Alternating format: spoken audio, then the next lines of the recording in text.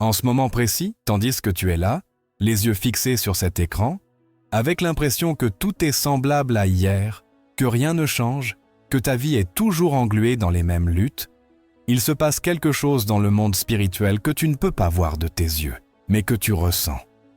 Tu le perçois lorsque tu te réveilles avec le cœur oppressé sans savoir pourquoi. Tu le remarques lorsque tu entres chez toi et qu'au lieu de la paix, un poids invisible écrase ton esprit. Tu l'intuites lorsque, même en priant, tu sens que tes paroles manquent de force, que tes genoux tremblent et que ta foi est devenue fragile comme une feuille sèche emportée par le vent. En cet instant même, des forces ont été envoyées contre toi, non pas pour t'effrayer, mais pour te paralyser lentement, sans que tu t'en rendes compte. Et elles ne veulent-elles pas te tuer d'un coup, elles veulent t'éteindre peu à peu, te voler ta voix, ton feu, ton espoir, te faire sentir qu'il ne vaut pas la peine de lutter, qu'il est préférable de t'habituer à la douleur, qu'il est plus facile de céder que de résister. Et si tu ne l'arrêtes pas maintenant, ce mal progressera comme un poison silencieux dans ta vie, ton corps, ton esprit, tes enfants, ton mariage, ton économie, tes rêves, ta paix. Et le plus douloureux ne sera pas l'attaque elle-même, mais le fait que tu ne savais pas que tu avais le pouvoir de l'arrêter. Car, même si l'ennemi a brandi des armes contre toi, même s'il a voulu semer le chaos en toi, Dieu t'a déjà donné une clé pour fermer la porte à tout ce qui cherche à te nuire. Un verset, un seul, mais avec le pouvoir de sceller ta maison, ton âme, ton dessein et tout ce que tu aimes. Ce verset n'est pas une promesse banale, ce n'est pas une phrase pour décorer un mur. C'est une arme de défense spirituelle, un bouclier pour ceux qui n'en peuvent en plus, une muraille pour ceux qui ont été trahis, abandonnés, désorientés, frappés par des pertes ou usés par des années de douleur que personne ne voit. Tu n'es pas ici par hasard. Ce qui t'a conduit à cette vidéo est un murmure du ciel. Car ce message n'est pas pour tout le monde, il est uniquement pour ceux qui sont fatigués de vivre sous attaque et qui ne savent non pas encore comment l'arrêter. Pour ceux qui prient, mais sentent que leur prière n'a pas d'impact. Pour ceux qui ont cru, mais qui sentent tout de même qu'une force invisible les détruit de l'intérieur. Et si tu es l'un d'entre eux, tu ne peux pas te permettre de détourner le regard, car ce que tu vas découvrir ici a non seulement le pouvoir d'arrêter ce qui vient contre toi, mais aussi de renverser ce qui s'est déjà installé dans ta vie sans ta permission. Mais écouter ne suffit pas. Il faut rester jusqu'à la fin, car je ne vais pas te donner une phrase creuse ni un message superficiel. Je vais t'accompagner pas à pas jusqu'au moment précis où tout a commencé à s'éteindre, puis je te montrerai comment restaurer ce qui a été brisé. Le verset que je vais te révéler, « Arrête tout mal qui vient dans ta vie, mais il ne fonctionne que pour ceux qui le prennent avec foi et l'activent avec une autorité spirituelle. Reste, écoute, car si tu l'appliques, ce qui venait pour te détruire s'arrêtera avant de t'atteindre. Non pas parce que tu es fort, mais parce que Dieu a promis de te défendre lorsque tu utilises sa parole comme une épée. Alors, n'éteins pas cette vidéo. Ne te distrais pas, ne repousse pas ta victoire. Ce que tu vas entendre dans les prochaines minutes peut changer ton destin spirituel pour toujours. Et si tu es arrivé jusqu'ici, si tes yeux sont toujours fixés sur cette parole, c'est qu'il y a quelque chose en toi qui crie en silence depuis longtemps. Quelque chose que personne d'autre ne comprend. Quelque chose que tu n'as pas toi-même entièrement expliqué, mais qui est devenu une partie de ta routine, de tes nuits, de tes pensées, lorsque tu es seul. Peu importe combien de personnes t'entourent, combien de responsabilités tu portes, ou combien de fois tu souris dans la journée, à l'intérieur, il y a une fatigue qui ne part pas avec le sommeil, un vide que rien ne comble, une tristesse sans raison claire, mais qui pèse comme une pierre que tu traînes sans répit. Tu as senti qu'on te vole la vie de l'intérieur, comme si chaque jour emportait une partie de toi qui ne revient jamais. Et ce qui est le plus terrifiant, c'est que tu l'as normalisé. Tu as appris à cohabiter avec cette douleur que personne ne voit, à marcher avec les fissures de ton âme sans qu'elles se remarquent, à relever la tête alors que ton esprit est à genoux, blessé, fissuré, remplie de questions auxquelles personne ne répond et de prières que le ciel semble ignorer. Peut-être penses-tu que tu as tort de ressentir cela, que tu es faible de ne plus pouvoir continuer, qu'à ton âge, tu devrais avoir tout réglé, que tu ne devrais plus porter ce chaos intérieur. Mais je viens te dire quelque chose qui va à l'encontre de ce que tu te répètes depuis des années. Tu n'as pas tort. Tu n'es pas brisé sans solution. Tu ne perds pas la foi. Tu es sous une attaque spirituelle que tu n'as pas su identifier. Car l'ennemi ne se présente pas toujours avec des cris ou des catastrophes. Parfois, il arrive sous forme d'abattement, de désorientation, d'un brouillard mental qui te fait croire que tout est inutile. Il vient comme une anxiété sans cause, comme un manque de but, comme une confusion émotionnelle qui t'éloigne de Dieu sans que tu t'en rendes compte. Et ce que tu appelles épuisement peut être le signe que ton esprit livre une bataille que tu ne vois pas, mais que tu ressens. Car il y a des jours où tu te lèves déjà triste, des jours où tout semble trop difficile, des jours où tu ne comprends pas pourquoi prier te semble aride, pourquoi lire la Bible ne te touche plus comme avant, pourquoi tout ce qui te passionnait autrefois ne suscite plus rien en toi.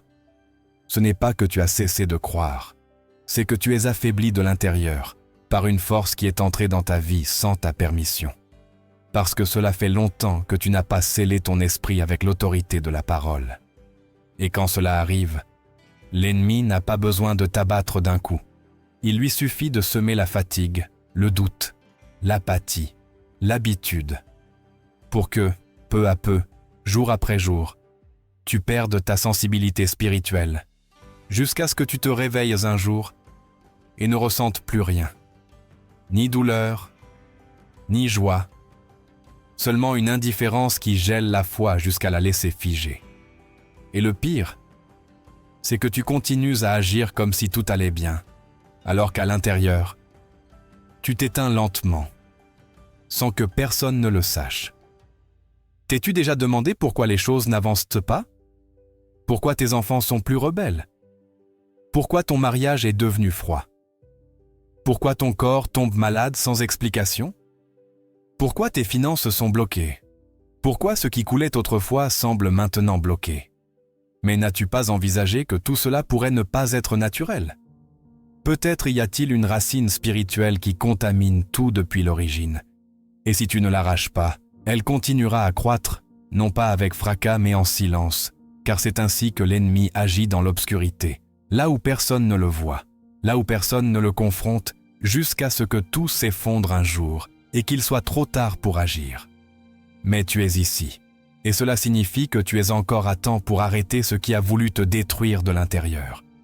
Mais seulement si tu ouvres les yeux spirituels, seulement si tu reconnais que ce que tu ressens n'est pas normal, que cette douleur, ce poids, ce silence inconfortable a une racine spirituelle qui doit être coupée aujourd'hui. Et si ce que je viens de décrire te semble familier, si tu l'as vécu dans ta chair, si tu sens que cette parole te parle avec une précision qui fait peur, alors ne bouge pas d'ici, car ce qui va suivre n'est pas anodin. C'est une confrontation directe avec ton âme. C'est la lumière qui va éclairer là où l'ennemi s'est caché pendant des années. Et c'est la vérité dont tu as besoin d'entendre, même si elle fait mal. Car sans confrontation, il n'y a pas de liberté. Et ce que Dieu veut t'offrir n'est pas un réconfort passager. C'est une transformation réelle qui commence au plus profond de ton être. Et si quelque chose en toi commence à être mal à l'aise pendant que tu m'écoutes, si une partie de toi se rebelle en sentant que je te parle trop directement, ne le repousse pas, accepte-le comme un signe que tu en as besoin. Car il y a des vérités qui n'entrent pas doucement, qui n'arrivent pas comme des caresses. Il y a des vérités qui te traversent comme un éclair, qui ébranlent tes structures, qui t'exposent comme un miroir impitoyable qui ne tolère aucune excuse. Et c'est l'un de ces moments, un moment où Dieu ne te parle pas pour te consoler dans ta douleur, mais pour t'en sortir. Car il n'est pas venu pour te donner une vie confortable. Il est venu pour te réveiller afin que tu te lèves avec autorité, pour que tu reconnaisses que tu as été victime d'une maladie silencieuse, une maladie spirituelle qui t'a volé tout de l'intérieur, pendant que tu pensais que tu étais juste fatigué. Tu as normalisé des choses que Dieu n'a jamais voulu pour toi. Tu as appelé routine ce qui est en réalité une paralysie spirituelle. Tu as appelé caractère ce qui est en réalité de l'orgueil déguisé. Tu as appelé réalisme ce qui est en vérité une incrédulité déguisée. Tu as accepté de vivre en dessous de ce que Dieu a conçu pour toi parce que tu t'es convaincu que c'est ainsi que va la vie après un certain âge, que la passion spirituelle est réservée aux jeunes, que les miracles n'arrivent plus, que tu as déjà fait ta part. Et plus tu passes de temps à croire cela, plus le mensonge se renforce, plus tu t'éloignes de ton dessein originel, plus tu te résignes à survivre alors que tu as été créé pour vivre avec puissance, avec discernement, avec un but, avec du feu dans les yeux et de l'autorité dans la voix. Mais ce feu s'est éteint, et pas d'un coup. Cela s'est fait par de petits compromis, par des silences confortables, par des prières sans conviction, par une parole lue par habitude, par des priorités inversées, par des distractions bien déguisées en productivité. Cela s'est fait peu à peu, mais aujourd'hui, tu es ici. Et cette parole n'arrive pas trop tard. Elle arrive exactement au moment où ton esprit en avait le plus besoin. Car ce que Dieu veut faire en toi n'est pas seulement améliorer un peu ta vie, c'est la reconstruire depuis la racine. Mais on ne peut pas construire quelque chose de nouveau sur une base infectée. Tu ne peux pas demander à Dieu une bénédiction tout en tolérant une contamination spirituelle dans ta maison, dans ton esprit, dans ta façon de parler, dans tes habitudes cachées. Tu ne peux pas parler de liberté si tu continues à cohabiter avec des chaînes émotionnelles que tu justifies depuis des années. Et tu ne peux pas continuer à dire que tout va bien, alors qu'au fond de toi, tu sais qu'il y a des portes ouvertes qui doivent être fermées au nom de Jésus. Combien de fois encore vas-tu permettre à la tristesse de décider de tes journées? Combien de fois encore vas-tu accepter le silence de Dieu, comme s'il s'agissait d'une punition, et non d'une invitation à le chercher davantage? Combien de fois vas-tu repousser ta restauration par peur d'affronter la douleur qui la précède? Dieu ne peut pas guérir ce que tu refuses de reconnaître. Et si aujourd'hui, tu sens que ce message te touche plus que tu ne l'avais prévu, ne l'ignore pas, car cet inconfort est un cadeau. C'est le Saint-Esprit qui met le doigt sur la plaie pour te montrer qu'il y a bel et bien une issue, qu'il y a un nouveau commencement, mais seulement si tu oses déterrer ce que tu as enfoui, seulement si tu oses rompre avec ce que tu as caché sous le tapis du quotidien, seulement si tu oses dire « Seigneur, je ne peux plus continuer ainsi. Arrache de moi ce qui n'est pas à toi. » Car lorsque Dieu voit cette disposition, il ne reste pas les bras croisés. Il entre, il nettoie, il restaure, il transforme, mais il a besoin de ton autorisation. Il n'impose pas, il appelle, il frappe. Mais c'est à toi d'ouvrir la porte. Et cette porte, c'est aujourd'hui, c'est maintenant. Pas demain, pas dimanche, pas quand tu seras plus fort. C'est maintenant, au milieu de ta fatigue, de ta fragilité, de ta lutte invisible. C'est maintenant, tandis que tu lis ceci avec le cœur qui bat plus fort que d'habitude, car tu sais que Dieu te parle sans détour. Et si tu es arrivé jusqu'ici, c'est que tu es prêt pour ce qui va suivre.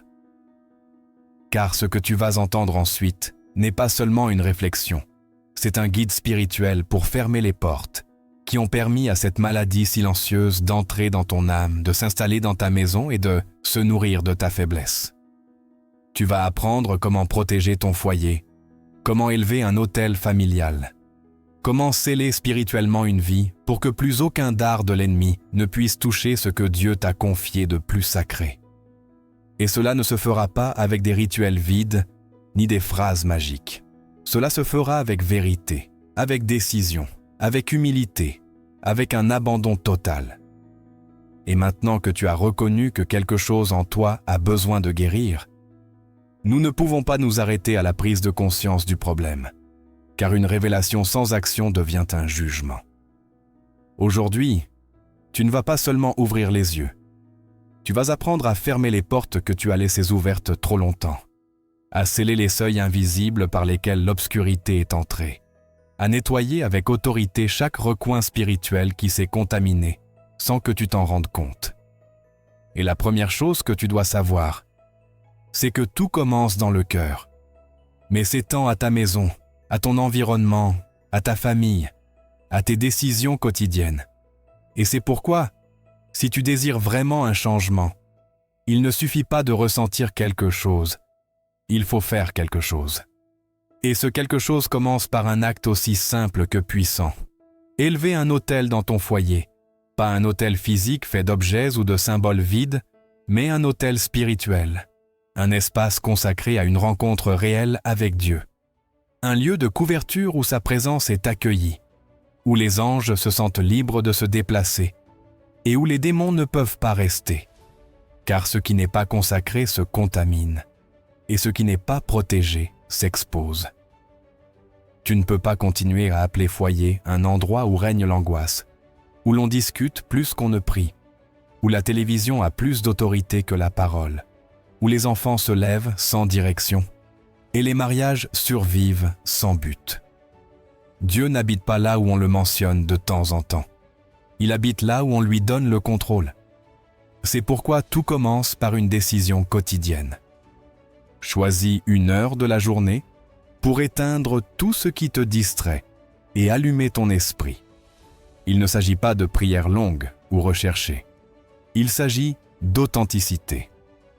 Parle à Dieu comme à un père qui attendait ce moment avec toi. Déclare de ta voix que cet espace est un territoire sacré. Si tu le peux, oins les portes de ta maison avec de l'huile comme signe de couverture. Mais surtout, oins tes paroles. Car bien souvent, ce n'est pas l'ennemi qui détruit un foyer. Ce sont les paroles sans sagesse, les gestes sans amour, les routines sans foi. Et plus ce geste te semble petit, plus il a de pouvoir lorsqu'il est fait avec intention. Car l'ennemi ne craint pas les cris religieux, il craint les cœurs humbles, il craint les maisons où la lumière ne s'éteint pas, même si elle est faible, même si elle est portée par une seule personne qui ose l'allumer chaque jour. Une mère qui prie, un père qui demande pardon, un enfant qui décide de chercher Dieu au-dessus du bruit. Cette lumière est insupportable pour toute obscurité. Et si tu penses « mais j'ai déjà essayé et ça n'a pas marché », je vais te le dire clairement, essayer ne suffit pas. Il faut persévérer. Ce qui vient du ciel prend parfois du temps, car il doit d'abord briser les vieilles structures avant de se manifester. Dieu ne met pas de vin nouveau dans de vieilles outres. Si tu as prié un jour et que le lendemain tu as abandonné, n'attends pas de miracle. Si tu as décidé de pardonner, mais qu'un mois plus tard tu es revenu à la rancune, ne dis pas que Dieu n'a pas agi. Il agit là où il y a constance, là où il y a un abandon quotidien, là où il y a une fin réelle, pas seulement une émotion passagère. Et si tu as échoué avant, peu importe. Aujourd'hui peut être un nouveau jour. Aujourd'hui, tu peux élever cet autel avec des mains tremblantes, mais un cœur disposé. N'attends pas d'être parfait pour le chercher. Cherche-le, et il se chargera de te perfectionner. N'attends pas que tous dans ta maison soient d'accord. Parfois, Dieu commence avec une seule personne, et cette personne, c'est toi. Un seul cœur allumé peut embraser une maison entière. Un seul autel, véritable, peut faire trembler tout l'enfer. Mais cela doit commencer aujourd'hui, cela doit commencer avec toi, et cela doit être réel. Et pendant que tu fais cela, pendant que tu nettoies ton environnement spirituel, n'oublie pas que tu dois aussi fermer avec autorité toutes les portes que tu as ouvertes sans le savoir.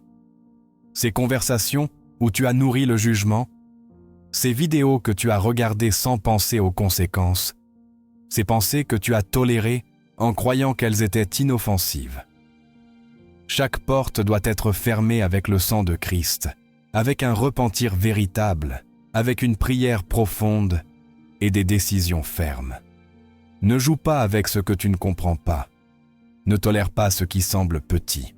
L'ennemi entre toujours déguisé en normalité, mais tu n'es plus normal. Tu es fils, tu es fille. Et en tant que tel, tu as le pouvoir de dire « Cette maison appartient au Seigneur. Cet esprit est sous son autorité. » Cette bouche parlera la vie et non la mort. Ce corps sera un instrument d'honneur. Répète cela chaque jour si nécessaire. Écris-le, proclame-le, souviens-t'en, car personne d'autre ne le fera pour toi. Et si tu ne le fais pas, tu continueras à vivre comme un survivant alors que tu as été créé pour régner. Et c'est ici que cela se connecte à la partie suivante. Car maintenant que tu sais comment nettoyer ta maison spirituelle, tu dois apprendre à blinder ton cœur, à protéger ton esprit des attaques qui viendront lorsque tu commenceras à avancer vers ton dessein. Car l'ennemi ne reste pas immobile quand il voit que tu te lèves. C'est pourquoi, dans la partie suivante, nous allons aborder quelque chose d'aussi crucial. Comment fermer les portes mentales, ces fissures invisibles par lesquelles s'infiltrent le doute, le découragement et le mensonge. Et tout comme tu as commencé à nettoyer ton environnement spirituel et à consacrer ton foyer comme un autel vivant, où la présence de Dieu peut se manifester sans résistance, tu dois maintenant comprendre qu'il existe un champ encore plus subtil, mais tout aussi décisif. Ton esprit, ce terrain silencieux où se livrent les batailles les plus déterminantes. Car même si tu as scellé les portes physiques de ta maison et brisé les liens avec des paroles de foi, si tu n'apprends pas à fermer les portes mentales qui te font douter, qui te ramènent en arrière, qui te font remettre en question l'amour de Dieu ou le but de ta vie, alors ta transformation sera incomplète, fragile, vulnérable, et tu finiras par te demander « Pourquoi est-ce que je ressens toujours la même chose, alors que je fais tout correctement ?» En réalité, il ne s'agit pas seulement de faire, mais de renouveler ta manière de penser. Car comme l'a écrit l'apôtre Paul, « Ne vous conformez pas à ce monde, mais soyez transformés par le renouvellement de votre intelligence. » Et ce renouvellement ne se fait pas seulement en lisant des versets. Il se fait en démasquant les mensonges que tu as acceptés comme des vérités pendant des années. Il se fait en prenant autorité sur chaque pensée qui tente de semer le désespoir, l'auto-apolitique, la peur ou la passivité, et en choisissant intention et constance. Quelle graine tu vas arroser chaque jour avec ton attention, ton énergie et tes paroles.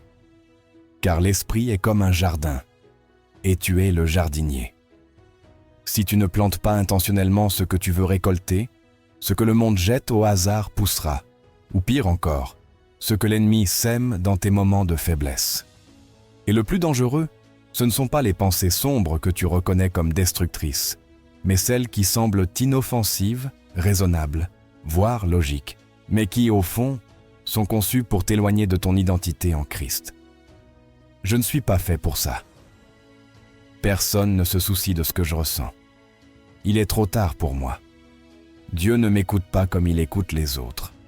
Ces phrases te semblent-elles familières? Ce sont des phrases silencieuses que tu répètes en toi sans te rendre compte qu'elles érodent ta foi de l'intérieur. Et si tu ne fermes pas ces portes de toute urgence, tu continueras à savoir ce qu'il faut faire, mais à vivre le contraire, à prêcher l'espoir tout en ressentant le vide, à parler de foi tout en nourrissant le doute. Et pas parce que tu n'aimes pas Dieu, mais parce que tu n'as pas appris à utiliser l'autorité mentale qu'il t'a donnée, cette capacité à prendre chaque pensée et à la faire obéir à Christ, comme le dit 2 Corinthiens 10, verset 5. Et c'est à ce point que tu dois être brutalement honnête avec toi-même. Que permets-tu de résider dans ton esprit quand personne ne te voit? Quel type de dialogues internes mènes-tu pendant la journée? Te parles-tu avec la même grâce que tu offres aux autres? Ou es-tu cruel envers toi-même à chaque fois que tu échoues? Reconnais-tu ta voix intérieure lorsqu'elle est manipulée par la peur ou par le passé? Car l'ennemi ne crie pas toujours. Souvent, il murmure avec ta propre voix. Il ne te dit pas « Dieu n'existe pas » parce que tu crois déjà en lui. Il te dit « Dieu est fatigué de toi ». Il ne te dit pas « Tu ne vaux rien » parce que tu sais que tu as de la valeur. Il te dit « Tu ne vaux pas autant qu'eux ». Il ne te dit pas « Abandonne ». Il te dit « Repose-toi un peu plus, ne te fatigue pas trop, inutile d'être si radical ». Et si tu n'es pas vigilant, ces murmures deviennent des récits. Les récits deviennent des habitudes. Et les habitudes deviennent des cycles destructeurs. où l'âme s'endort et le dessein est repoussé encore et encore. C'est pourquoi tu dois apprendre à discerner l'origine de chaque pensée. Vient-elle de la foi ou de la peur? Engendre-t-elle la vie ou la stagnation? Te pousse-t-elle vers Dieu ou t'isole-t-elle de lui? Car tout ce que tu penses n'est pas forcément de toi, et tout ce que tu ressens ne vient pas nécessairement de toi. Il y a des pensées semées, des émotions induites, des murmures déguisés en intuition qui sont en réalité des attaques bien ciblées sur tes points les plus sensibles. Et la seule façon de les arrêter est de les remplacer par la vérité. Il ne suffit pas de rejeter un mensonge, il faut planter une vérité à sa place. Si une pensée te dit « Il est trop tard pour moi », réponds avec force. Mon temps est entre les mains de Dieu, et il rend tout beau en son temps. Si une pensée t'attaque en disant « Je ne m'en sortirai jamais », déclare « Je peux tout par Christ qui me fortifie ». Si tu te retrouves piégé dans des pensées de comparaison ou d'infériorité, rappelle-toi, je suis une création unique, conçue par Dieu avec un dessein éternel. N'attends pas de le ressentir pour le dire, proclame-le jusqu'à ce que tu le crois. Répète-le jusqu'à ce que ton esprit s'aligne sur ton cœur. Car la foi n'est pas un sentiment, c'est une conviction. Et les convictions se forment par la répétition, par la résistance, par l'insistance. Tu dois te parler comme un prophète, pas comme une victime. Tu dois prophétiser sur toi-même ce que Dieu dit, même si tout autour de toi semble le contredire. Car si ton esprit ne change pas, ta vie non plus. Peu importe que tu changes tes routines, tes relations ou ton environnement physique. Et peut-être comprends-tu maintenant pourquoi tu as ressenti autant d'attaques récemment. Ce n'est pas un hasard, c'est un signe que tu es proche d'un nouveau niveau. L'ennemi n'attaque pas ce qu'il ne craint pas, et si ton esprit est bombardé, c'est parce qu'à l'intérieur de toi, une nouvelle vision, un nouveau feu, un nouvel appel est en train de naître. Ne l'éteins pas, ne le négocie pas, ne le repousse pas, protège-le. Et pour le protéger, tu as besoin d'une stratégie quotidienne.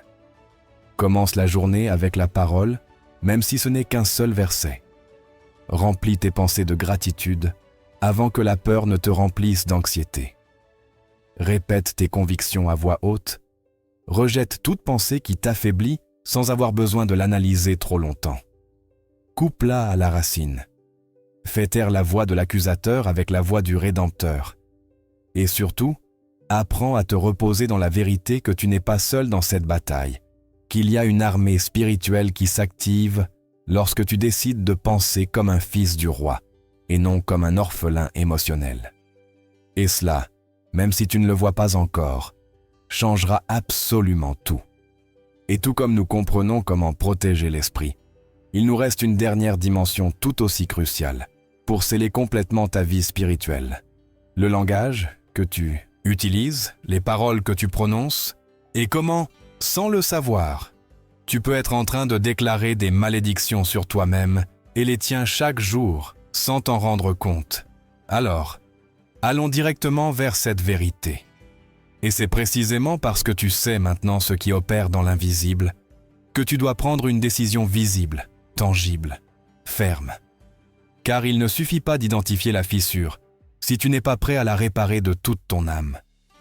Il ne suffit pas de savoir que l'ennemi est entré si tu vas lui laisser les portes ouvertes par peur de ce qui pourrait t'arriver si tu l'affrontes. Il y a des gens qui prient pour la paix, mais ne font rien pour sceller les accès spirituels par lesquels cette paix s'échappe chaque nuit. Il y a des familles qui demandent des miracles, mais ne veulent pas changer leurs habitudes spirituelles quotidiennes. Et c'est ici que la bataille devient réelle, lorsque tu décides non seulement de prier, mais d'agir, non seulement de demander, mais de protéger, non seulement de pleurer, mais de combattre dans l'esprit. Et pour cela, tu as besoin d'établir un rituel sacré, un autel de restauration, un acte concret pour que ta maison redevienne une demeure de l'Esprit Saint, et non un terrain ouvert, où les esprits du chaos se promènent à leur guise. Et quand je parle d'autel, Je ne parle pas d'une belle décoration ni d'une tradition sans sens. Je parle d'un espace où Dieu est invoqué avec autorité chaque jour. Un espace où la parole est proclamée à voix haute, où le nom de Jésus-Christ est déclaré comme roi, et où l'obscurité sait qu'elle ne peut pas rester une seconde de plus. Ce rituel commence par un acte aussi simple qu'allumer une bougie et ouvrir la Bible au psaume 91. Mais ne le fais pas par routine. Fais-le avec un cœur déchiré, avec une soif de liberté. Lis chaque mot à voix haute, non pas pour que le plafond l'entende, mais pour que ton âme l'imprime avec du feu. Ensuite, pose ta main sur les murs de ta maison et déclare que cet endroit appartient à Dieu. Parcours chaque pièce, non pas comme quelqu'un qui inspecte, mais comme quelqu'un qui récupère le territoire occupé par l'ombre. S'il y a des objets, des livres, des souvenirs, des photos, des cadeaux qui, dans ton esprit, portent une énergie sombre, ne les justifie pas. Sors-les, brûle-les si nécessaire. Dieu ne peut pas habiter là où il y a une alliance avec l'ennemi. Mets de la musique d'adoration, même si tu n'en as pas envie. Adore avec des larmes s'il le faut. Peu importe comment tu commences, l'important est que tu le fasses. Car chaque fois que tu le fais, des chaînes invisibles qui t'attachent se brisent. L'ennemi ne craint ni tes cris, ni ta colère. Il craint ton obéissance. Et chaque acte de nettoyage spirituel dans ton foyer est une déclaration de guerre.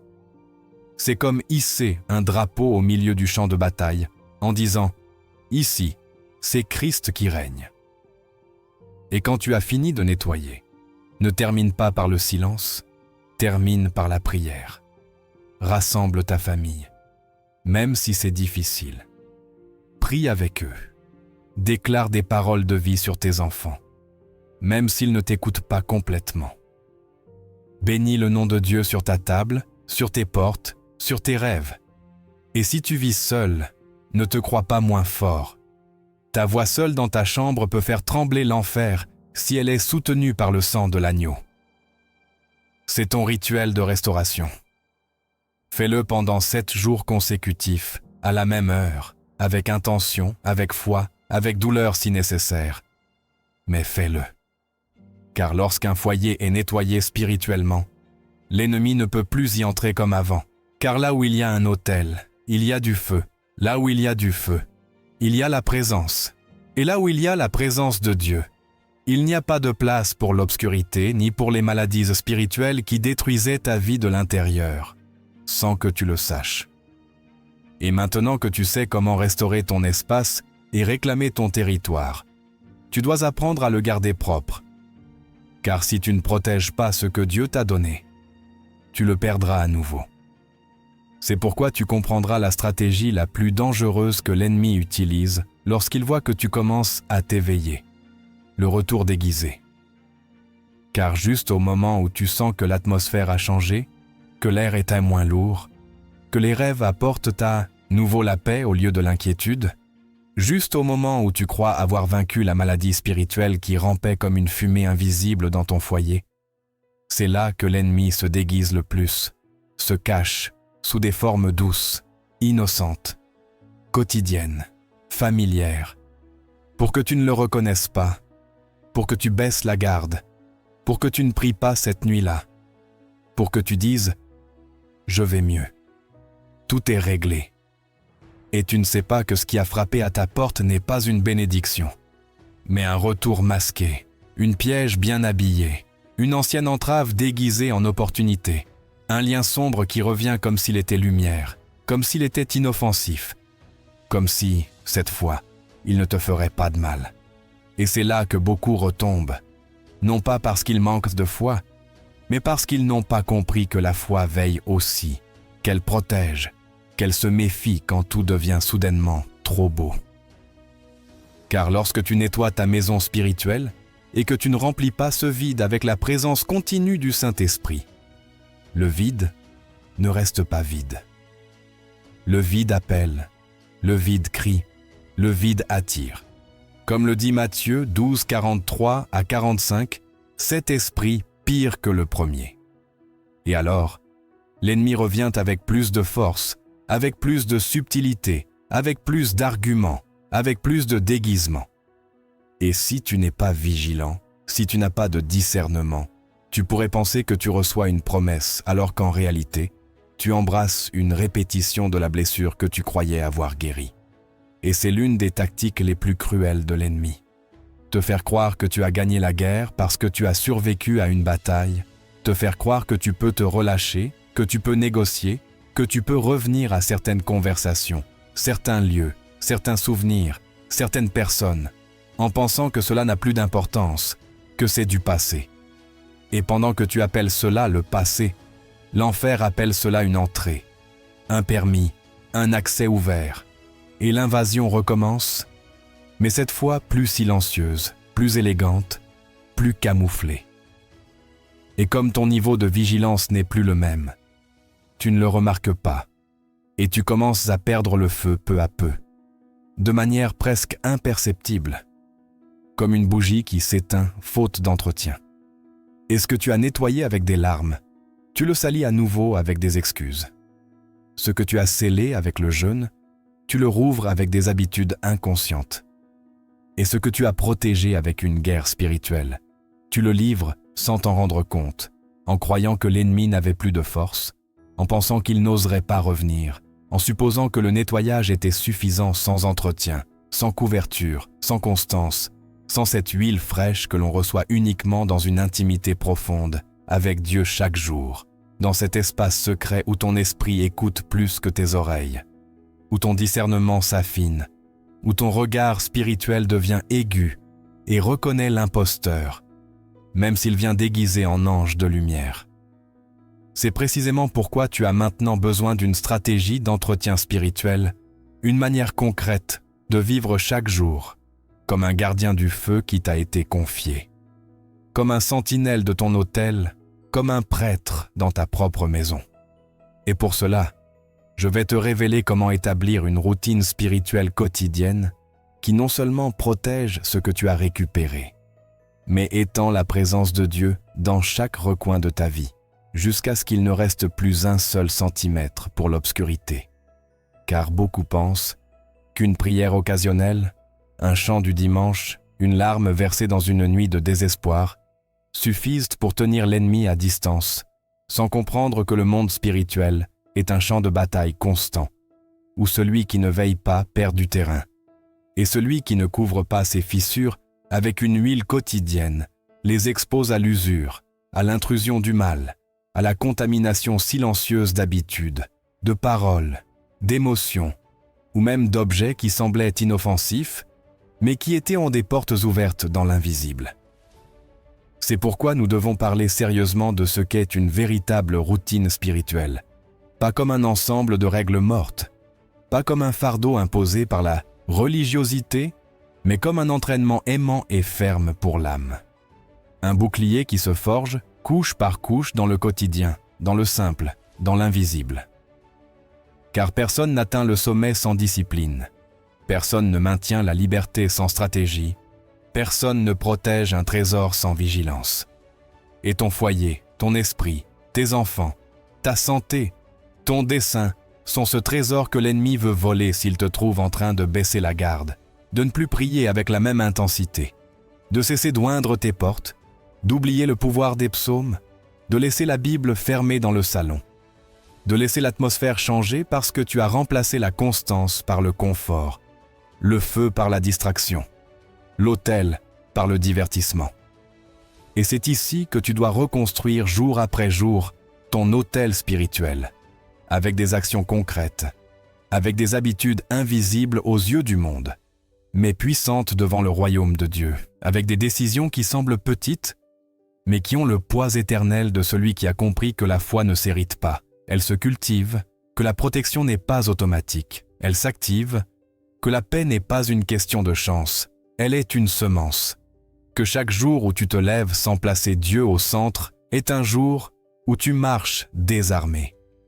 Et si tu ne te couvres pas, si tu ne veilles pas, si tu ne prends pas l'autorité dans ta maison, qui le fera pour toi? Qui se lèvera lorsque les flèches de l'ennemi apporteront des pensées dépressives, une anxiété soudaine, des disputes insensées, des maladies inexpliquées médicalement, des insomnies sans raison. C'est pourquoi je te parle aujourd'hui avec tant d'urgence, car ce que je suis sur le point de te donner n'est pas une formule magique, mais une structure de guerre spirituelle quotidienne qui, si tu décides de l'appliquer, transformera ta maison en un territoire où l'enfer ne pourra pas poser le pied sans se brûler, où chaque recoin exhalera la présence divine, où tes enfants rêveront en paix et tes murs vibreront avec la parole de Dieu, où les attaques se dissoudront avant de t'atteindre, parce qu'il y aura déjà une couverture, vivante, constante, active, parce que tu seras devenu ce prêtre, ce mur, ce gardien qui ne dort plus spirituellement, qui ne laisse plus sa vie à la dérive, qui n'attend plus le dimanche pour prier à nouveau, mais qui transforme chaque matin en un autel et chaque nuit en un acte d'adoration. Et pour rendre cela réel, tu dois commencer la journée en déclarant à voix haute la parole de Dieu sur ta maison. Avant de regarder ton téléphone, avant de répondre aux messages, avant de laisser les nouvelles du monde salir ton atmosphère spirituelle, tu dois oindre les portes de ton foyer avec de l'huile consacrée chaque semaine, tout en priant à voix haute pour demander la couverture du sang de Christ. Et tu dois ouvrir ta Bible, non pas pour accomplir un rituel, mais pour semer un aliment vivant dans ton âme et celle de ta famille. Car ce qui se répète s'imprime, et ce qui s'imprime transforme l'atmosphère, et ce qui transforme l'atmosphère empêche l'ennemi de s'installer. Tu dois aussi mettre des louanges le matin, même si tu n'en as pas envie, même si ton âme est fatiguée, car certaines batailles ne se gagnent pas avec des paroles, mais avec un son saint, avec une atmosphère spirituelle, avec une adoration constante qui étouffe les fréquences de l'ennemi. Et chaque nuit, avant de fermer les yeux, tu dois prier, non seulement pour toi, mais pour les tiens, pour leurs rêves, leur repos, pour toute la nuit. Car la plupart des attaques spirituelles se produisent pendant que nous dormons, lorsque nous baissons la garde. Et ce sont les prières que tu as semées avec foi qui commencent à blinder ton esprit, ton corps, ton repos, tes émotions. Et tu te réveilles le lendemain avec une paix inexplicable, avec une force qui ne vient ni du café ni de l'humeur, mais d'une couverture réelle, active, intense. Et si tu fais cela, si tu persévères, si tu en fais un mode de vie et non un événement occasionnel, tu commenceras à voir des signes concrets que ta maison s'est transformée en un lieu inhabitable pour les démons, un lieu où la maladie spirituelle ne peut plus prendre racine, un espace où le Saint-Esprit ne se contente pas de visiter, mais habite. Mais pour y parvenir, il faut de la constance, de la décision, du courage, de la concentration. Et c'est ce que nous révélerons dans la partie suivante, car il reste encore à comprendre comment impliquer toute ta famille dans cette stratégie spirituelle, même lorsque tous ne partagent pas ta foi ou ton feu. Et c'est là que commence la véritable guerre pour les tiens. Car une fois que tu commences à marcher dans la lumière, à prier avec autorité, à déclarer avec foi, à remplir ton atmosphère du son du ciel et à fermer les fissures par lesquelles l'ennemi entrait librement auparavant, tu ne peux pas te contenter de limiter cette transformation spirituelle à toi seul.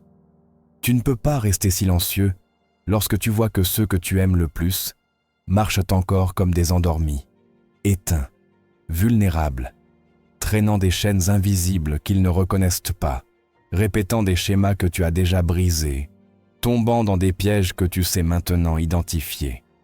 Et c'est ici que commence le véritable défi, car aimer ta famille ne signifie pas seulement la protéger par une prière secrète, mais aussi avoir la sagesse de semer en eux sans les étouffer, d'éveiller sans imposer, de guider sans contrôler, de toucher leur esprit sans blesser leur âme. Et c'est l'une des tâches les plus délicates, mais aussi les plus puissantes, que Dieu puisse te confier. Car lorsque tu décides d'être un canal de lumière dans ta maison, sans crier, sans forcer, sans te battre, mais avec présence, cohérence, douceur, discernement, avec une force intérieure qui ne s'impose pas mais se transmet. Alors des dynamiques célestes s'activent et commencent à agir même lorsque tu ne parles plus, car ce n'est plus ta parole qui touche, mais le Saint-Esprit à travers ta vie transformée, ton atmosphère différente, ton silence empreint de paix, ton attitude qui ne réagit plus de la même manière, ton regard qui ne juge plus mes voix avec compassion et crie en secret pour un miracle visible. Car il n'y a rien de plus convaincant qu'une personne qui a été réellement transformée de l'intérieur, une mère qui ne crie plus, un mari qui ne fuit plus, une fille qui ne se rebelle plus, un frère qui ne critique plus, mais prie, espère, sème, couvre et reste ferme sans perdre sa tendresse. Et c'est là que la bataille spirituelle devient encore plus intense, non pas parce que tu luttes contre ta famille, mais parce que l'ennemi sait que s'il parvient à te séparer d'eux émotionnellement, s'il arrive à te faire sentir frustré, épuisé, supérieur ou indifférent, alors il te sortira de ta position d'intercession et te poussera dans la chair, dans le jugement, dans le contrôle, dans le désespoir. Et c'est pourquoi tant de foyers se brisent, non pas par manque d'amour, mais par excès d'imposition, par manque de vision spirituelle, par méconnaissance que les changements les plus profonds dans le cœur ne se produisent pas par des cris ou des menaces, mais par des prières constantes, des stratégies célestes, le pouvoir de l'exemple, le feu qui ne s'éteint pas et qui, tôt ou tard, commence à faire fondre même les cœurs les plus froids. Car personne ne peut vivre entouré de paix, de présence, de feu, sans commencer à se demander d'où vient cette lumière, comment elle s'active, pourquoi tu peux tenir debout quand tout tremble, pourquoi tu souris quand tout fait mal, pourquoi tu continues à croire quand tous les autres ont perdu la foi. Et ce questionnement silencieux ouvre des portes qu'aucun argument ne pourrait ouvrir, car l'âme ne se rend pas devant la force, mais devant la vérité, devant la présence, devant la gloire de Dieu manifestée de manière réelle et constante chez quelqu'un de proche.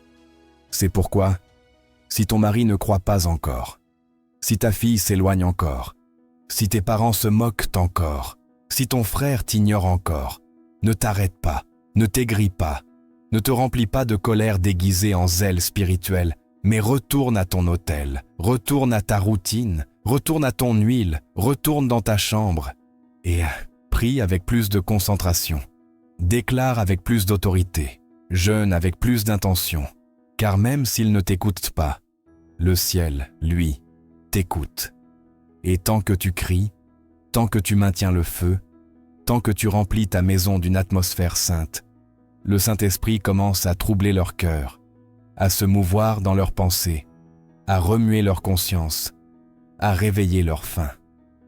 Et viendra un moment, si tu ne te fatigues pas, si tu ne lâches pas, si tu n'éteins pas ta lampe, où tu verras cet enfant qui se moquait maintenant en larmes, ce mari indifférent maintenant, en train de demander des psaumes, cette mère froide maintenant en train de murmurer des prières la nuit. Car ce que tu sèmes dans l'invisible avec foi et constance finit toujours par porter du fruit dans le visible si tu ne te rends pas.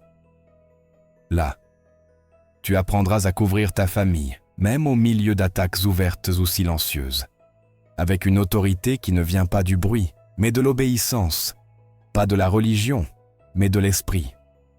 Car lorsque l'ennemi ne peut plus te distraire, il essaie d'attaquer directement ton entourage le plus vulnérable. Et c'est dans ces moments que beaucoup reculent, non pas parce qu'ils manquent de foi, mais parce qu'ils n'ont pas été équipés pour résister avec sagesse, sans désespoir, sans réagir depuis la blessure.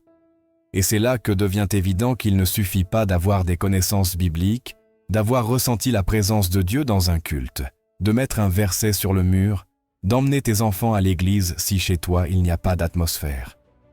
Si dans ton quotidien, il n'y a pas de prière réelle, si tes décisions ne sont pas guidées par le discernement spirituel, si tes paroles sont plus charnelles que prophétiques, si ta manière d'aimer ne couvre pas mais accuse, car le véritable bouclier spirituel n'est pas quelque chose de symbolique, mais un état actif de l'âme qui se soutient dans le secret, se renforce dans l'obéissance, s'affine dans la parole et s'étend dans l'autorité lorsque vient une attaque contre les tiens. Et cette couverture ne s'active pas par une réaction émotionnelle, mais par une préparation constante depuis l'autel allumé, depuis l'huile versée, depuis l'armure complète. Car au moment où l'ennemi veut semer la division, la maladie, la confusion, l'addiction, le rejet ou la froideur dans ta famille, tu ne peux pas être éteint, endormi, déconnecté, passif, en attendant que les choses s'arrangent toutes seules. Tu dois être à ton poste. Tu dois être le mur. Tu dois être le filtre. Tu dois être la voix qui dit « Assez ». Tu dois être l'intercesseur qui se lève à minuit, le père qui oint les portes, la mère qui couvre les cartables, la sœur qui déclare les psaumes à voix haute, le mari qui prie en langue pendant que sa femme dort. Car si tu ne le fais pas, qui le fera? Et si tu n'es pas préparé, que deviendront-ils lorsque l'attaque s'intensifiera? Et c'est ici que beaucoup se sentent seuls, que leur prière ne suffit pas, que leur foi est petite, que leur autorité est insuffisante. Mais laisse-moi te dire quelque chose. Ce n'est pas la quantité de tes paroles, mais la profondeur de ton abandon. Ce n'est pas la force avec laquelle tu cries, mais la fermeté avec laquelle tu tiens. Ce n'est pas ce que tu montres en public, mais ce que tu cultives en privé. C'est cela qui fait la différence lorsque l'attaque arrive. Car Dieu ne cherche pas des guerriers parfaits. Il cherche des veilleurs éveillés, des fils disposés, des cœurs abandonnés, qui ne négocient pas leur autel pour le confort, qui ne se rendent pas lorsqu'ils voient que tout semble empirer juste après avoir prié, qui ne se contaminent pas avec le même environnement qu'ils veulent changer, qui ne baissent pas leurs standards par fatigue ou par peur d'être rejetés par leur propre famille. Car couvrir spirituellement les tiens ne sera pas toujours compris. Souvent, on t'accusera d'exagérer, de fanatisme, de vouloir tout contrôler, de tout spiritualiser. Mais au fond de ton esprit, tu sauras que ce que tu fais n'est pas de la religion. C'est une guerre silencieuse, une protection réelle, une semence éternelle. Tu sauras que pendant que tu pries, l'enfer tremble, que pendant que tu pardonnes, l'ennemi perd du pouvoir, que pendant que tu te tais et aimes, Dieu avance, que pendant que tu couvres mis avec de l'huile et la parole, les forteresses commencent à se fissurer de l'intérieur. Et même si tes yeux ne le voient pas encore, ton esprit le sait. La bataille est déjà gagnée, mais seulement si tu ne quittes pas ta place. C'est pourquoi il est vital que tu comprennes comment couvrir les tiens avec une stratégie spirituelle et non avec un désespoir émotionnel. Que tu ne te laisses pas entraîner par le chaos, mais que tu transformes chaque attaque en une opportunité pour planter quelque chose d'éternel. Que chaque fois que tu vois ton enfant confus, au lieu de le réprimander sans discernement, tu ailles dans le secret et le couvres avec une promesse biblique. Que chaque fois que ton mari réagit avec froideur, au lieu d'entrer dans une dispute charnelle, tu répondes avec une prière et une présence qui désarme. Que chaque fois que l'atmosphère devient tendue à la maison, au lieu d'éteindre avec des cris, tu allumes des louanges, tu libères des paroles de bénédiction, tu ministères la paix sans que personne ne le remarque, mais en sachant que tout l'enfer s'agite lorsque quelqu'un marche avec autorité, sans se vanter, lorsque quelqu'un est sel et lumière sans orgueil. Et cette personne, ce peut être toi, ce doit être toi, car tu n'as pas été appelé seulement à survivre. Tu as été appelé à élever un autel qui couvre des générations, à sceller ta maison avec un pacte, à blinder les émotions de tes enfants avec une parole vivante, à discerner les attaques avant qu'elles ne se manifestent, à fermer les portes que d'autres ont ouvertes sans le savoir et à rester ferme, même lorsque tout semble vaciller. Et tout cela n'est pas une tâche réservée aux plus saints ni aux plus préparés, mais aux plus obéissants, à ceux qui sont prêts à porter le poids de l'intercession, à ceux qui décident de continuer à croire même si tout semble pareil, à ceux qui savent que couvrir spirituellement une famille ne donne pas toujours des résultats immédiats, mais produit des fruits éternels. Car celui qui sème dans l'esprit récolte dans l'esprit, et ce que tu fais aujourd'hui en secret pour ta maison sera l'héritage invisible que les tiens récolteront demain, lorsqu'ils en auront le plus besoin. Et si tu es arrivé jusqu'ici, c'est que tu le sais déjà, que tu le ressens, que tu le portes en toi. Et ce qui vient ensuite te donnera des outils concrets pour maintenir cette couverture active, même dans les jours les plus sombres, lorsque l'ennemi tentera d'éteindre ta foi ou de séparer ce que Dieu veut unir. Car bien que la bataille soit constante et que les attaques invisibles se glissent dans les détails du quotidien, il y a quelque chose capable de transformer toute l'atmosphère de ta maison sans que tu aies à discuter, convaincre ou te justifier. Quelque chose d'aussi puissant que silencieux, aussi ancien qu'éternel. Quelque chose qui n'a besoin ni d'explications théologiques, ni d'ornements doctrinaux, car c'est un feu spirituel pur condensé dans une parole vivante. Et ce quelque chose est un psaume spécifique, une portion des Écritures qui n'a pas été écrite pour décorer les murs, mais pour ouvrir les cieux, sceller les espaces, libérer l'autorité et couper à la racine ce que l'ennemi a tenté de planter dans ton foyer. Et non, je ne parle pas de le réciter comme un mantra vide, ni de le répéter 100 fois, mais de l'activer comme une épée prophétique, de l'incarner dans ton esprit, de le brandir comme un étendard au milieu de la fatigue, de le proclamer avec conscience et détermination, de le prier comme si c'était ton dernier recours, lorsque tout semble s'assombrir. Car ce psaume n'est pas juste des mots, c'est une atmosphère, un bouclier, une couverture. Et quand tu le comprends et l'appliques, tout change. Les disputes s'éteignent, l'anxiété recule, la confusion se dissipe, les rêves se restaurent, et surtout, le cœur de ta maison commence à battre au rythme du ciel. Le psaume dont je parle est le psaume 91, mais pas comme tu le connais probablement, pas comme une lecture occasionnelle ou un texte qu'on mentionne en cas de danger, mais comme une clé spirituelle qui, lorsqu'elle est proclamée avec foi, ouvre la possibilité que l'invisible se soumette à l'éternel, que ce que tes yeux ne peuvent ne contrôler se rende face à ce que ton esprit a décidé d'activer. Car celui qui habite au secret du Très-Haut n'est pas quelqu'un qui rend visite à Dieu de temps en temps, mais quelqu'un qui vit immergé dans sa présence, quelqu'un qui transforme chaque recoin de son foyer en un autel, quelqu'un qui n'a pas besoin de prouver sa foi, car l'atmosphère elle-même parle pour lui. Et si tu veux que ta maison cesse d'être un champ de bataille émotionnel pour devenir un sanctuaire de paix, tu as besoin de plus qu'une routine spirituelle. Tu as besoin d'habiter, de demeurer, de sceller, de déclarer, et de le faire non pas dans la peur, mais dans la certitude.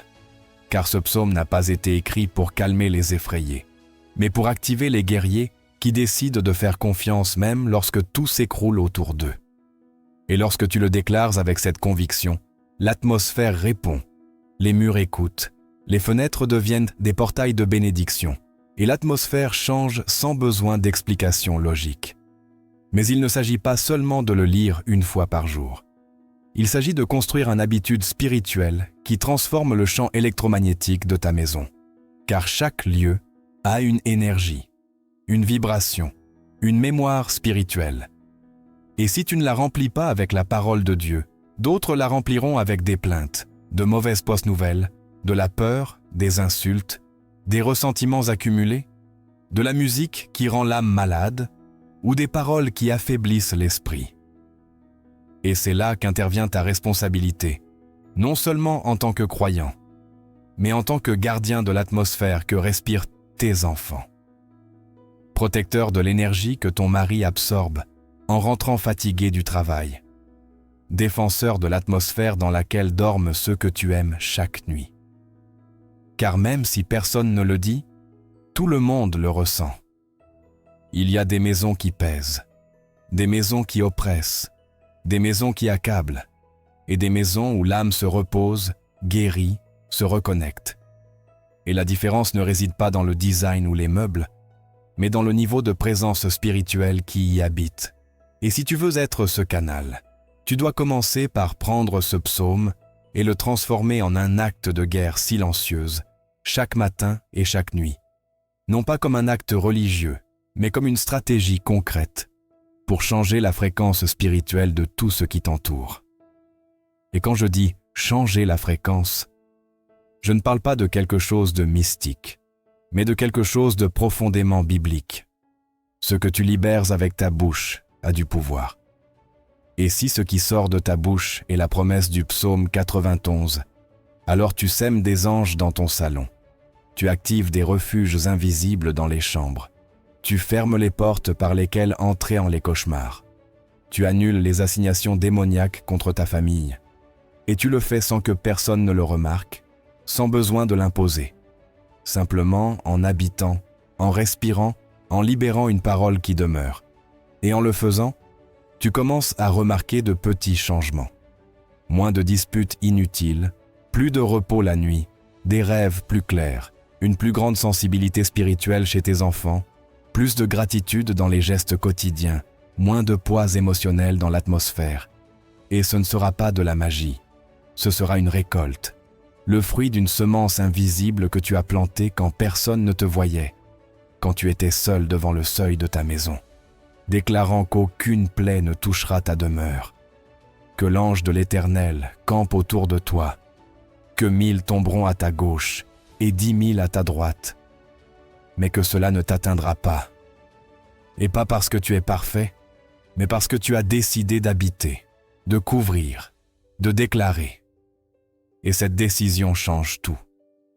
C'est pourquoi, ne sous-estime pas le pouvoir d'une femme qui prie à voix basse en cuisinant, ni le pouvoir d'un homme qui met des louanges en conduisant, ni le pouvoir d'un jeune qui récite le psaume 91 avant d'aller à l'école, ni le pouvoir d'une famille qui le proclame ensemble dans le salon avant de dormir.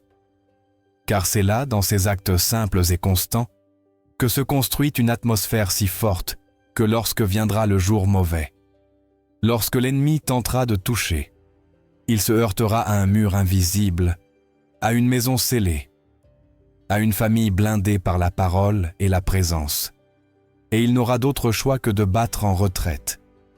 Car tu as compris que ce psaume n'est pas un joli poème. C'est une stratégie divine. Et si tu l'appliques avec sagesse, ta maison sera spirituellement aussi impénétrable que l'arche de Noé au milieu du déluge. Et ce n'est pas une métaphore, c'est une promesse. Et si tu y crois, tu verras comment ton environnement commencera à refléter ce que ton esprit a déjà conquis. Et maintenant que tu es arrivé jusqu'ici, ce n'est pas un hasard. Ce n'est pas une simple vidéo ni un message parmi tant d'autres dans le bruit du monde. Ce que tu viens de recevoir n'est pas une opinion ni une suggestion passagère, mais un réveil profond pour ton âme. Car lorsque Dieu veut parler, il ne cherche pas les foules distraites, il cherche les cœurs disposés. Et toi, qui es arrivé jusqu'à ce point, tu fais déjà partie de ce petit groupe qui ne se rend pas, qui ne se contente pas, qui ne se laisse pas emporter par le désespoir des autres.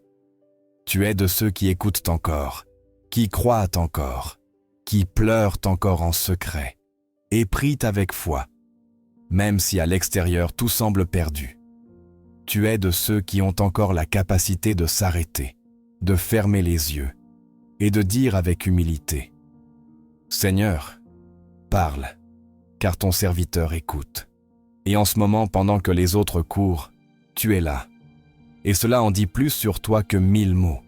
Car ceux qui arrivent jusqu'ici ne cherchent pas du divertissement. Ils cherchent une direction, une guérison, une restauration. Et Dieu n'ignore pas ce genre de cœur. Il les regarde avec tendresse, comme un père qui tend les bras à l'enfant qui s'était éloigné, mais décide de revenir. Et s'il y a une chose qui est claire à travers tout ce message, c'est que tu n'es pas seul. Même si tu t'es souvent senti ainsi, même si le silence t'a semblé assourdissant, même si tes prières n'ont été que des larmes sur l'oreiller et tes nuits marquées par des questions sans réponse, par des luttes intérieures, par des batailles invisibles que personne d'autre n'a vues. Mais laisse-moi te dire quelque chose avec toute la force de mon esprit. Dieu n'en a pas fini avec toi. Ce qui t'attend n'est pas la fin, mais le commencement. Car le simple fait que tu sois encore en train de respirer, d'écouter, de ressentir, de pleurer, de croire, est la preuve que le ciel n'a pas fermé le livre de ta vie. Au contraire, il y a des chapitres qui n'ont pas encore été écrits. Il y a des promesses sur le point de s'accomplir. Il y a des prières qui sont en train d'être exaucées pendant que je parle, même si tu ne le vois pas encore. Il y a une lumière qui grandit au milieu de ton obscurité, mais tu dois rester ferme, tu dois cesser d'écouter, tu dois retourner à l'autel, à tes genoux, à cette intimité que tu avais autrefois et que le monde t'a volée sans que tu t'en rendes compte.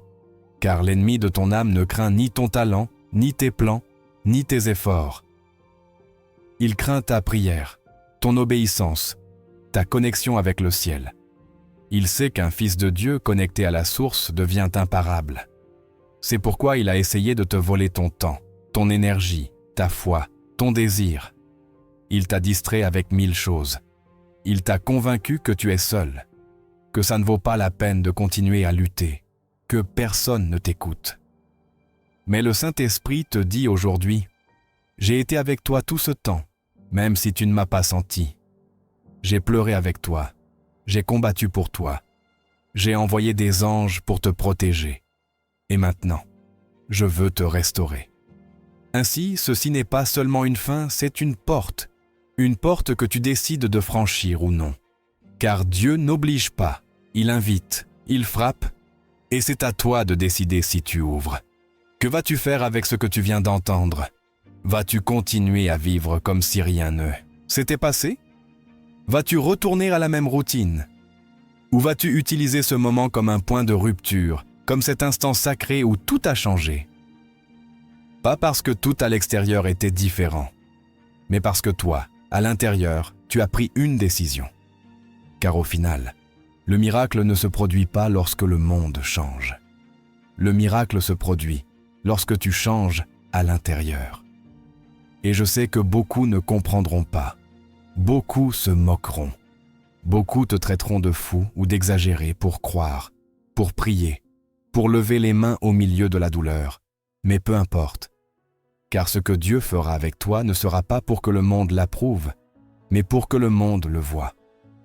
Car ce que le Père va libérer sur ta vie sera si évident, si surnaturel, si inexplicable, que même ceux qui t'ont pointé du doigt devront dire « Cela n'a pu être que Dieu ». Alors maintenant, avec tout ce que tu portes en toi, avec tous tes doutes, tes blessures, tes rêves et tes promesses, je te demande une seule chose. Ne pars pas sans laisser un commentaire ci-dessous avec ta prière, ton témoignage, ou simplement en écrivant « Amen », comme signe que tu as reçu ce message. Car lorsque tu confesses publiquement ce que Dieu fait dans ta vie, tu ne te renforces pas seulement toi-même, tu renforces aussi les autres. Ce canal n'est pas juste un lieu de contenu, c'est un lieu de rencontre, de restauration, de communauté, de miracle. Chaque commentaire peut être une étincelle qui allume la foi de quelqu'un d'autre qui est sur le point d'abandonner.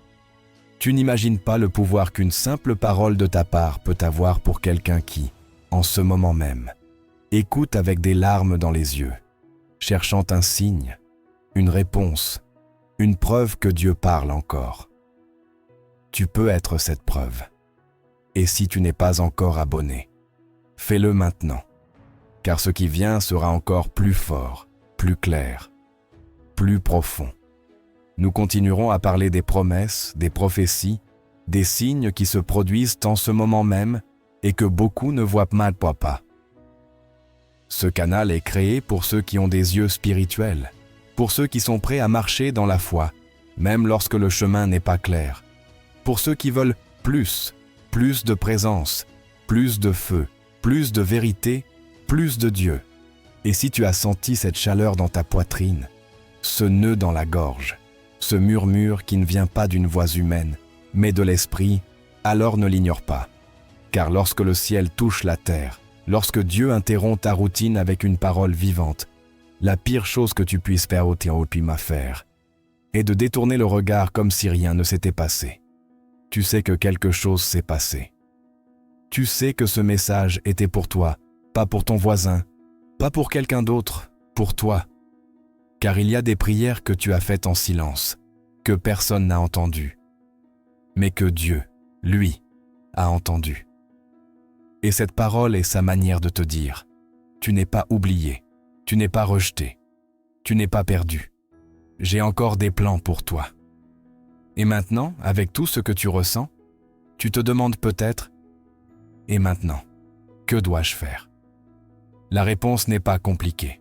La première chose est de retourner à l'autel, cet endroit spirituel où tu te tiens face à face avec ton Créateur, sans masque, sans excuses, sans orgueil, où tu redeviens un fils, où il n'importe plus si tu te sens brisé, coupable, petit ou indigne.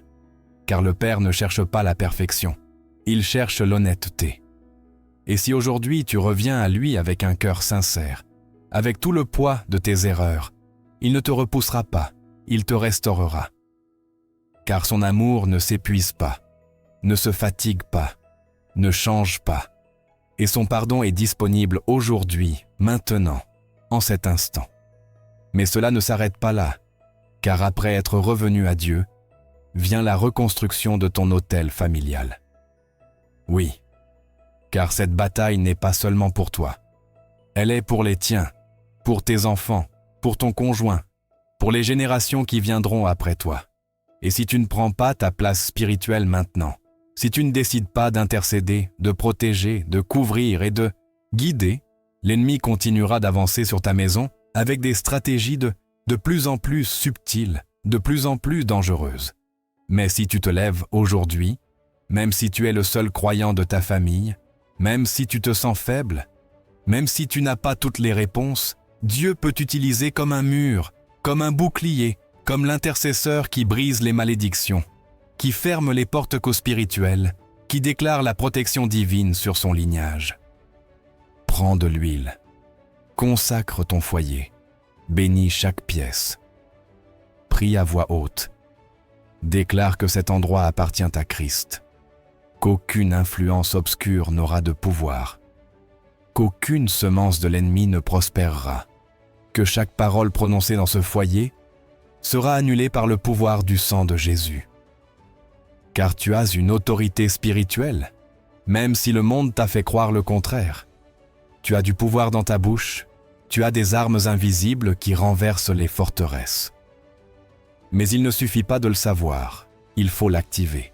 Et lorsque tu le feras, lorsque tu commenceras à marcher dans cette nouvelle dimension spirituelle, ne sois pas surpris si l'ennemi tente de résister. Car lorsqu'un croyant se réveille vraiment, les cieux se mettent en mouvement et l'enfer tremble. Mais n'aie pas peur, car tu n'es pas seul. Dieu ira devant toi, t'entourera, te parlera dans le secret, te soutiendra lorsque tu douteras, te relèvera lorsque tu tomberas, et tu marcheras dans une paix qui surpasse toute compréhension. Maintenant, si ce message a touché ton esprit, ne le garde pas pour toi. Ne le traite pas comme un secret privé. Il y a des âmes autour de toi qui meurent en silence, qui ont besoin de cette parole, qui sont sur le point d'abandonner et qui n'ont besoin que d'un message comme celui-ci pour se souvenir qu'elles ne sont lasses, qu'elles ne sont pas seules. Alors, partage cette vidéo. Envoie-la par WhatsApp, par Facebook, par email, peu importe comment, mais fais en sorte qu'elle arrive, car tu ne sauras jamais qui tu sauves simplement en osant partager la voix de Dieu. Et reviens chaque semaine, car ici, nous continuons à prier, à jeûner, à étudier, à prêcher. Ce n'est pas un canal de divertissement, c'est un autel numérique, un refuge pour ceux qui pleurent, pour ceux qui croient, pour ceux qui espèrent encore, un lieu pour ceux qui ne se sont pas rendus. Si tu es l'un d'entre eux, bienvenue. Cette famille est la tienne, cet espace est ta maison. Ici, on ne juge pas, ici, on guérit, ici, on prie, ici, on embrasse avec des mots, avec des témoignages, avec la vérité qui libère. Et si tu sens dans ton cœur que cette parole a été comme une eau fraîche pour ton âme fatiguée, écris dans les commentaires ci-dessous. Je reçois cette parole et je retourne à l'autel. Que cette déclaration soit un témoignage, un pacte public, une semence de foi pour les autres. Car pendant que tu écris, d'autres te liront. Et en te voyant courageux, ils oseront aussi. C'est ainsi que naissent les réveils. Pas avec des cris, mais avec des décisions. Pas avec des foules, mais avec une personne qui dit « oui » de tout mon cœur. Ceci est plus qu'une vidéo. C'est un appel divin, une opportunité, un signe. Ne le gaspille pas. Ne dis pas demain. Ne dis pas quand j'aurai le temps, car l'éternité n'attend pas. Le moment d'agir est maintenant. Et si tu es prêt à commencer ce nouveau chemin, si tu es prêt à lâcher l'ancien et à embrasser ce que Dieu a pour toi, alors déclare maintenant avec foi. Me voici, Seigneur. Fais de moi ce que tu veux. Je suis à toi, et ce qui vient pour moi sera plus grand.